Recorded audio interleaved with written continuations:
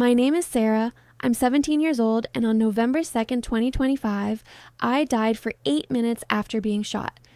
I was walking home from volleyball practice thinking about tomorrow's chemistry test when gunfire erupted from a drive-by shooting. The bullet tore through my chest, and I collapsed on the sidewalk, blood pooling beneath me. Paramedics couldn't find a pulse. I was clinically dead. But what Jesus showed me about November 10th will shake you to your core. In just 5 days, something unprecedented is coming. The pain was excruciating at first, like fire spreading through my entire chest. I could feel the warmth of my own blood soaking through my volleyball jersey, the metallic taste filling my mouth. But then, in what felt like seconds, the pain just stopped. Everything stopped. The screaming around me became muffled, distant, like I was underwater listening to sounds from above the surface. I remember trying to speak, trying to tell my mom I was okay, but no words came out. That's when I realized something impossible was happening. I was floating above my own body, watching the chaos unfold below me. There I was, this 17-year-old girl lying motionless on the concrete, my blonde hair spread out like a halo around my head, now stained red. The paramedics worked frantically on my lifeless form. I watched them tear open my jersey, attach those electric paddle things to my chest. One of them was shouting numbers I didn't understand, but his voice carried pure desperation. My mom was on her knees beside my body, her hands covered in my blood, screaming my name over and over. I tried to reach down and touch her shoulder to let her know I was right there, but my hand passed right through her. You know that feeling when you're in a dream and you try to run but your legs won't move? This was worse. I was completely powerless to comfort the people I loved most while they watched me die. My little brother Tyler stood frozen against a tree, his eyes wide with shock. He was only 14, too young to see something like this. I wanted to shield him from it all, but I couldn't do anything except watch. The strangest part wasn't the floating or even seeing my own body. It was how I felt. Despite watching my family's anguish, despite seeing my own blood pooling on the sidewalk, I felt this incredible lightness. All the stress from school, all the drama with friends, all the anxiety about college applications, everything that had been weighing on my mind just melted away. For the first time in months, maybe years, I felt completely free. That's when I noticed the light. At first, I thought it might be from the ambulance or police cars, but this was different. This light wasn't harsh or blinding. It was warm, inviting, like the most beautiful sunrise you've ever seen, but somehow personal, like it was meant just for me. The light seemed to be calling to me, not with words, but with pure love. I felt myself being drawn toward it, leaving the scene of the shooting behind. As I moved, I could hear my mom's voice growing fainter, but somehow I wasn't worried about her anymore. I knew with absolute certainty that everything was going to be okay. Not just okay, but perfect in ways I couldn't even comprehend yet. The tunnel everyone talks about in near-death experiences is real, but describing it feels impossible. Imagine being wrapped in the most comforting embrace while simultaneously feeling completely weightless. The walls of the tunnel weren't solid. They were made of this living light that pulsed with unconditional love. I wasn't walking or flying through it. I was just being carried by pure peace itself. As I moved deeper into the tunnel, I became aware that I wasn't alone. There were other presences around me, beings of light that radiated joy and welcome. They didn't speak, but somehow I understood they were celebrating my arrival. The love I felt from them was unlike anything I'd ever experienced on Earth. It wasn't conditional love based on my grades or how I looked or what I achieved. This was complete, total acceptance of who I was at my core. I felt my earthly identity starting to fade. Sarah, the volleyball player, Sarah, the honor student, Sarah, the daughter and sister, all of those roles seemed less important now. I was becoming something more, something eternal. But just as I was ready to fully surrender to this transformation, I sensed someone approaching. Someone whose presence made all the other light beings seem dim by comparison. The moment I saw him, I knew. Every cell of my being, every part of my soul recognized Jesus Christ immediately. He didn't announce himself or need any introduction. His presence was so overwhelming, so filled with pure love and authority that I fell to my knees without thinking. But here's what's incredible. I didn't feel shame or fear like I thought I would meeting the Son of God. Instead, I felt like I was finally home after being lost my entire life. Jesus looked exactly like I had imagined, yet completely different at the same time. His eyes held depths of compassion that seemed to contain every tear ever shed, every pain ever felt. When he smiled at me, it was like experiencing every beautiful sunset, every moment of joy, every feeling of being truly loved all at once. His voice, when he spoke, resonated not just in my ears, but through my entire being. "Welcome home, my daughter," he said, extending his arms toward me. Those words washed over me like healing water. I had been struggling with feeling unloved, feeling like I didn't belong anywhere on earth, but in that moment, I understood I had always belonged to him. The bullet wound, the pain, the fear, everything from my earthly life seemed so small compared to the magnitude of love radiating from Jesus. But then, his expression grew more serious, though still filled with tenderness. "Child, you're not staying yet. I have urgent warnings for my people." He placed his hand on my forehead, and suddenly, it was like someone had given me supernatural vision. I could see things I'd never seen before, understand things that were completely beyond my teenage comprehension just moments earlier. "In just days, a great weather event will test my people," Jesus continued, and as he spoke, a vision began unfolding before me. I saw the entire North American continent spread out like a living map. I could see weather patterns moving across it like vast slow-motion rivers of air. It was beautiful and terrifying at the same time. Jesus gestured, and I watched as this massive cold front began forming in northern Canada. It wasn't just by cold air. It was like watching an army of winter marshaling for battle. The front was enormous, stretching from coast to coast, and it was moving south with determined purpose. "This is not just weather," Jesus explained, his voice carrying both warning and comfort. "It's a sign of greater things coming." He showed me how this cold blast would affect millions of people, and I could see it wasn't just about temperature. I watched families huddled in homes without adequate heating, elderly people struggling to stay warm, children whose schools would close unexpectedly. But I also saw communities coming together. Neighbors helping neighbors, churches opening their doors to provide shelter. "People need to prepare their hearts and their homes," Jesus said, and I understood. He wasn't just talking about stocking up on blankets and canned goods. He was talking about spiritual preparation.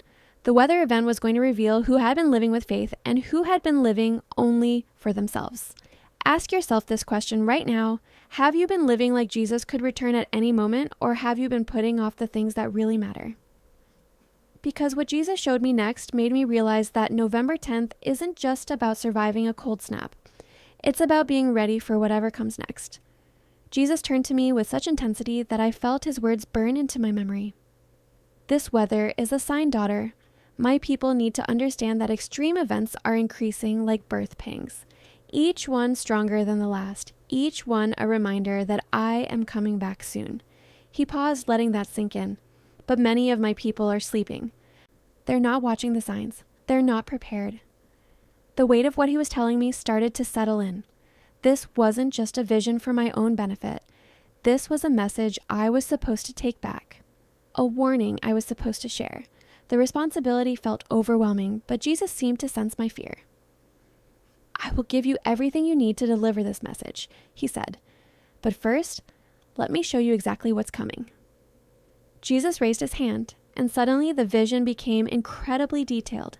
I could see the massive cold front like a blue blanket of ice stretching across the continent.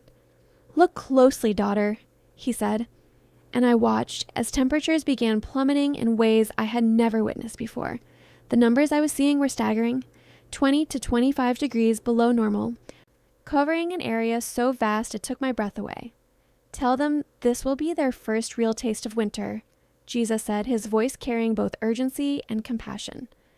I watched the cold air mass move through Missouri like a living thing, then sweep down into Texas where people were completely unprepared for such severe conditions. The vision showed me families and homes that had never needed serious heating suddenly facing temperatures that could be life-threatening. What struck me most was how Jesus pointed to specific regions with such precision. "The Ohio Valley will be hit hard," he explained, and I could see the cold settling over cities like Cincinnati and Pittsburgh. "The upper Midwest will experience temperatures they haven't seen in years." As he spoke, I watched the thermometer readings in my vision dropping to dangerous levels across Illinois, Indiana, and Michigan. But then Jesus showed me something that seemed almost impossible.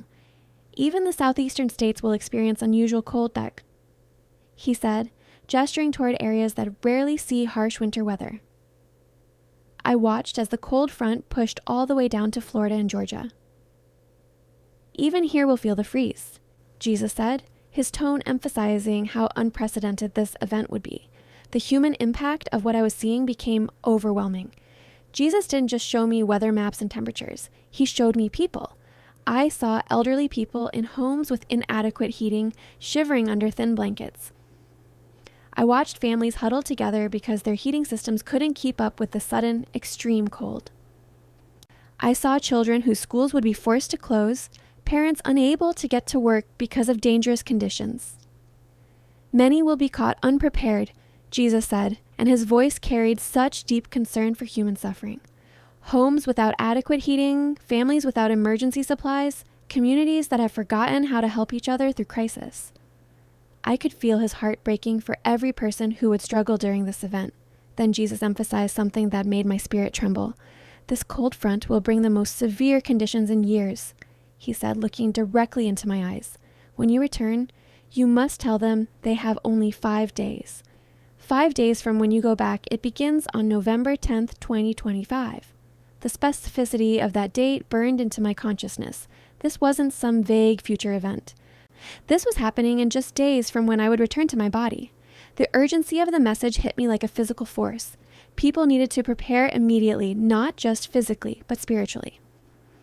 Ask yourself right now, do you have enough blankets if your heating system fails? Do you have enough food stored if power lines go down under the weight of ice and snow? But more importantly, do you have the kind of faith that will sustain you when everything feels uncertain? Jesus continued showing me the scope of this weather event. I watched power lines snapping under the weight of ice, leaving entire communities in darkness during the coldest temperatures in years. I saw roads becoming impassable, isolating people who might need help. But I also saw something beautiful. I witnessed neighbors checking on each other, churches opening their doors as warming centers, communities pulling together in ways they hadn't in years. This is love in action, Jesus said, showing me people sharing resources and caring for the vulnerable. My people must help their neighbors during this trial. It's not enough to prepare only for themselves. I understood that this weather event wasn't just about survival. It was about revealing the true character of communities and individuals. The weight of carrying this message back to Earth felt enormous. People's lives could depend on taking this warning seriously. Jesus seemed to sense my overwhelm and placed his hand on my shoulder. I will give you the strength to deliver this message, he assured me, but first, there's more I need to show you about what's coming. Jesus expanded the vision, and suddenly I could see the entire continent at once. While the cold grips the center and east, violent storms will pound the west, he said, and I watched in amazement as 2 massive weather systems operated simultaneously.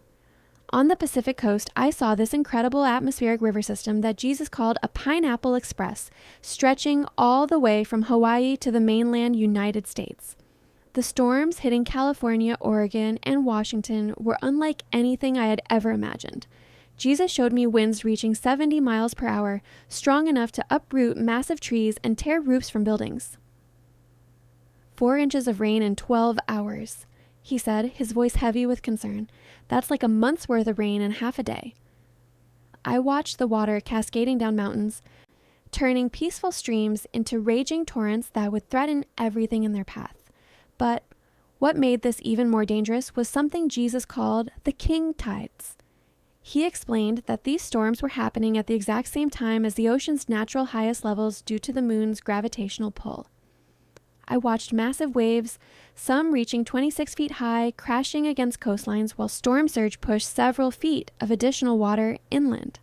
Water coming from the mountains, water rising from the sea, Jesus said, and I could see how these 2 forces would create devastating flooding. Then Jesus shifted my attention to the snow predictions, and I was amazed at how detailed his knowledge was.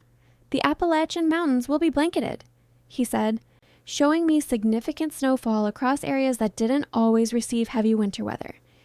I watched snow accumulating in the higher elevations, some areas receiving up to 3 inches, which might not sound like much, but Jesus helped me understand it was significant for those regions.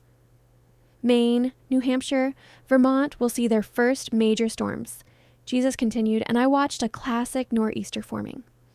The snow in these areas wasn't just a dusting. I saw heavy, wet snow that would knock down power lines and make travel impossible. Even areas that rarely see snow will be surprised, he said, showing me places farther south where people would wake up to unexpected white landscapes. What struck me most was when Jesus explained the spiritual significance behind all these weather patterns. Creation itself groans for my return, he said, his voice filled with both sadness and anticipation. These weather patterns are signs that Matthew 24 is unfolding before your eyes. I understood he was referring to the biblical prophecies about the end times, how there would be increasing natural disasters as signs of his second coming. When you see these things, know that I am near, Jesus said, and the weight of that statement hit me powerfully. This wasn't just about surviving harsh weather. This was about recognizing that we're living in prophetic times. The frequency and intensity of extreme weather events weren't random. They were part of God's timeline. Jesus then showed me something that made me realize how unprepared most people really are. Tell my people to stock food, water, and fuel, he said, showing me families who would struggle when stores closed and supply trucks couldn't get through dangerous roads. But then his tone became even more serious. But more importantly, stock their hearts with faith. I watched scenes of people facing these storms without any spiritual foundation, panicking because they had no peace that passes understanding. But I also saw believers who remained calm in the chaos, who became beacons of hope for their neighbors. Some will face the storm without me, Jesus said sadly. They need you to warn them. The conviction hit me like lightning. I realized I had been so focused on school activities, social media, and teenage concerns that I had never thought about helping others prepare for anything, let alone spiritual emergencies. Ask yourself this question. When was the last time you warned someone about eternity? When did you last care more about someone's soul than their opinion of you? Jesus looked at me with such love and urgency. This November 10th event is just the beginning, daughter. Greater trials are coming, and my people must be ready both practically and spiritually. After showing me the weather revelations, Jesus gently touched my shoulder and said, "Now, my daughter, let us look at your life."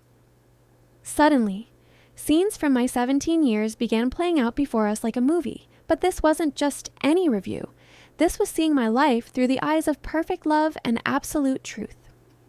I watched myself at age 12 walking past a new student sitting alone at lunch, too concerned about what my friends would think to invite her over. I saw the loneliness in that girl's eyes, how she had hoped someone would notice her, and I had chosen my social status over her needs. The shame I felt was overwhelming, but Jesus never left my side or withdrew his love. Scene after scene revealed my selfishness in ways I had never recognized. I saw myself ignoring my little brother Tyler when he wanted to talk about his problems at school because I was too busy scrolling through Instagram. I watched myself lying to my parents about where I was going so I could attend parties I knew they wouldn't approve of. Every harsh word I had spoken to my mother when she was only trying to protect me played out in vivid detail. The most painful moments were seeing opportunities I had missed to share kindness or help others. I watched myself walk past a homeless man outside our grocery store, pretending not to see him because stopping would have been inconvenient. I saw myself staying silent when classmates bullied a girl for her weight, choosing to protect my own reputation rather than stand up for someone who needed an advocate. Every time you chose yourself over others, every moment you hardened your heart instead of showing compassion, Jesus said, but his voice held no condemnation. Instead, it carried infinite understanding. This is why I died for you, Sarah. Not because you were perfect, but because you needed salvation just like everyone else. What amazed me was that despite seeing every selfish act, every unkind thought, every moment I had failed to love well, Jesus' love for me never wavered. If anything, it seemed to grow stronger. This is unconditional love, he explained. This is what I offer to every person on earth, not because they deserve it, but because I choose to give it. I felt completely accepted and forgiven in ways that transformed my understanding of grace. You know that feeling when you've disappointed someone you love and you're afraid they'll never look at you the same way? With Jesus, it was the opposite. The more he showed me my failures, the more his love seemed to envelop me. Then came the moment that changed everything. Jesus looked into my eyes with such tenderness and said, "You have a choice to make, my daughter. You can stay with me in paradise where there is no more pain, no more struggle, no more death. Or you can return with this message about November 10th and live differently than you have before." The choice felt impossible. Being in his presence was more wonderful than anything I could have imagined. The peace was beyond description. The love was perfect, and I felt completely whole for the first time in my life. Every earthly pleasure I had ever experienced seemed empty compared to just one moment in his presence. But then I thought about my family back on earth. I thought about my parents grieving over my body, my little brother traumatized by watching me die. I thought about November 10th coming in just days and all the people who would face that storm completely unprepared, both physically and spiritually. I have to go back and warn them, don't I asked, though part of me desperately wanted him to say no. Jesus smiled, and in that smile I saw such pride and joy. "That's my daughter's heart showing," he said. "You're beginning to understand what love really means. It's not about what makes you comfortable, it's about what serves others." In that moment, I felt him commissioning me for something far greater than my teenage life had ever been about. "I will send you back as my messenger for this specific time," he said. "Tell them to prepare for November 10th, but more importantly, prepare their souls for eternity." The return to my physical body was the most jarring experience imaginable. One moment I was surrounded by perfect love and peace in the presence of Jesus, and the next I was gasping for air in a cold hospital room, my chest on fire with pain. The contrast was so severe I actually cried out, not from physical pain, but from the devastating sense of separation from that divine presence. My eyes flew open to find doctors and nurses staring at me in complete shock. The heart monitor that had been flatlined for 8 minutes was suddenly beeping steadily. "This is medically impossible," I heard one doctor whisper to another. "No heartbeat for 8 minutes, and now she's completely responsive with no brain damage." The very first words out of my mouth were, "November 10th, everyone needs to prepare." The nurse documenting my revival wrote down exactly what I said, along with the time I came back to life. My parents, who had been crying and praying beside my bed, looked at me like I had lost my mind. But I couldn't stop talking about what Jesus had shown me. "There's going to be a massive cold front," I told them, my voice still weak but urgent. 20 to 25 degrees below normal, from Missouri down to Texas, up through the Ohio Valley. Even Florida and Georgia will feel it. My mom later told me that she immediately pulled out her phone and started checking weather forecasts while I was still talking, and the meteorologists were already beginning to track the exact system Jesus had shown me. Within hours, everything about me had changed. The Sarah who had cared about volleyball rankings and social media followers was gone. I found myself spending hours reading the Bible, something I had never done voluntarily before. Prayer became as natural as breathing. But the most dramatic change was how I saw other people. Every person I met became someone whose eternal destiny mattered more than anything else. I started creating emergency supply lists for our neighbors, especially the elderly ones on our street.